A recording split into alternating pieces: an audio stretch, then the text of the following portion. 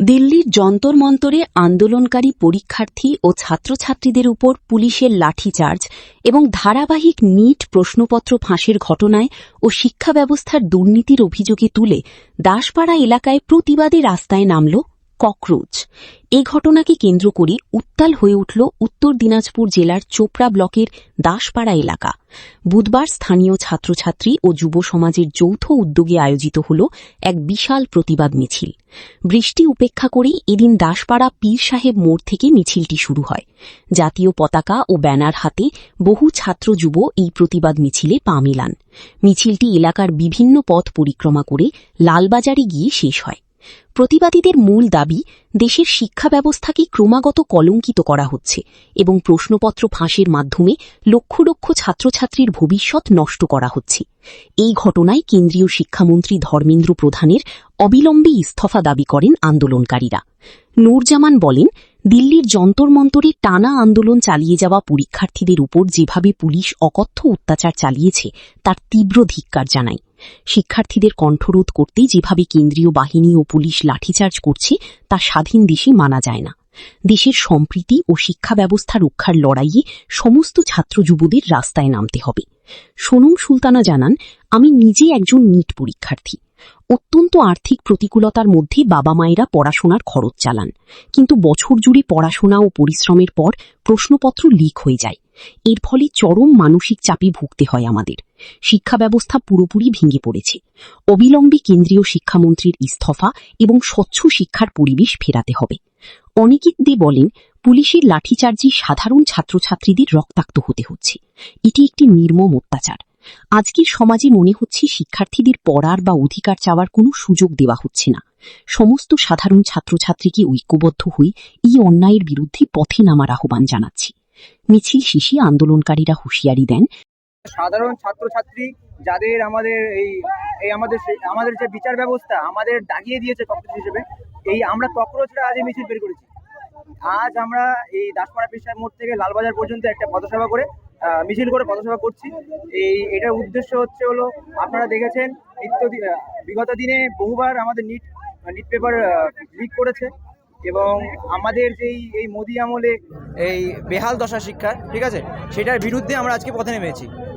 আমাদের এই নিট কেলেঙ্কারি দেখছেন, এই বিগত দিনে ২৬ সালে যেটা হয়েছে, সেখানে ১৭ জন ছাত্রছাত্রী সুসাইড করে মারা গেছে এবং পরবর্তীতে যখন ছাত্রছাত্রীরা এই আন্দোলন করতে গেছে তাদের উপর বেহালভাবে করা হয়েছে, লাঠিচার্জ করা হয়েছে। সেই লাঠিচার্জে একজন ছাত্রী মারাও গেছে, ঠিক আছে।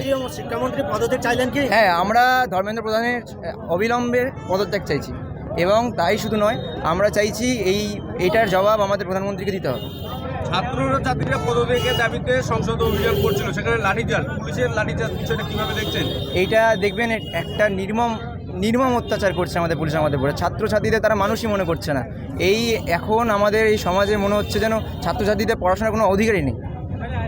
এই মুহূর্তে আমাদের মনে হয় যে যত ছাত্রছাত্রী আমাদের কথা শুনতে পারছে তাদেরকে অবিলম্বে পথে নামা উচিত এবং এর বিরুদ্ধে সোচ্চার হওয়া উচিত।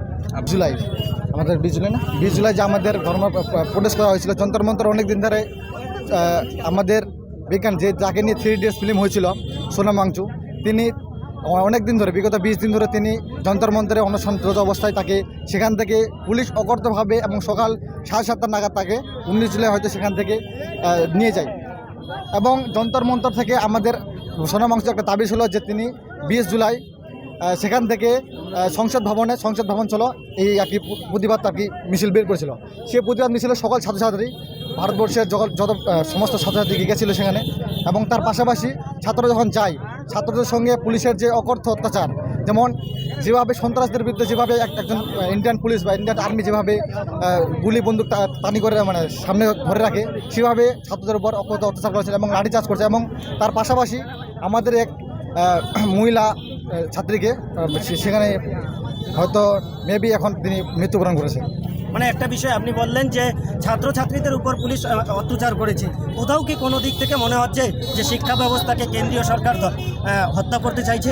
অবশ্যই দেখার কি আছে, প্রত্যেকটা জেনজি যদি আমাদের যে ভারতবর্ষের যন্তর মন্তরের যে প্রোটেস্ট চলছিল, সেখানকার আপামর জনতা ছিল, সেখানে আমরা দেখাতে চাইছি যে বিজেপি সরকার, যে মোদি সরকার চলছে আমাদের ভারতবর্ষে, তিনি ধর্ম নিয়ে রাজনীতি করছেন। এবং তার পাশাপাশি আমরা যন্তর মন্তরে দেখিয়েছি যে সেখানে ভাইচারা ভাইচারা কী জিনিস, হিন্দু মুসলিম শিখ আসাই সমস্ত রকমের ছাত্রছাত্রী সেখানে এসেছিলো এবং তার পাশাপাশি তারা প্রোটেস্ট করেছে তারা পিসফুলি প্রোটেস্ট করেছে। পিসফুলি প্রোটেস্টে এভাবে পুলিশের অকথ্য অত্যাচার, দিল্লি পুলিশের অকথ্য অত্যাচারের জন্য আমরা ধিক্কার জানাই। সাথে খেলা করতেছে, আমরা অত কষ্ট করে একটা বছর খেটে এক্সাম দিই, আবার কোয়েশ্চেন পেপার লিক করে দেয়। মেন্টালি অনেক প্রেশার থাকে, অনেকের বাড়িতে ফাইন্যান্সিয়াল প্রবলেমও থাকে, তাও তারা নিজেদের বাচ্চাদের পড়ায় অত কষ্ট করে কোটা পাঠায়, কেউ কোথাও শিলিগুড়ি বিদ্যাপীঠে দেয়, অনেক কষ্ট করে পড়ায়, আবার এরা এইভাবে পেপার লিক করে দেয়। মানে এই কারণেই আজকের এই মিছিল এই কারণেই এত মানে প্রোটেস্ট আবার হয়েছে। আমি নিজে একটা নিট স্টুডেন্ট, আমিও এক্সাম দিয়েছিলাম এবছর। কি চাচ্ছেন? আমরা শুধু চাই ধর্মেন্দ্র প্রধানের ইস্তিফা, এডুকেশন সিস্টেম বেটার করতে চাই।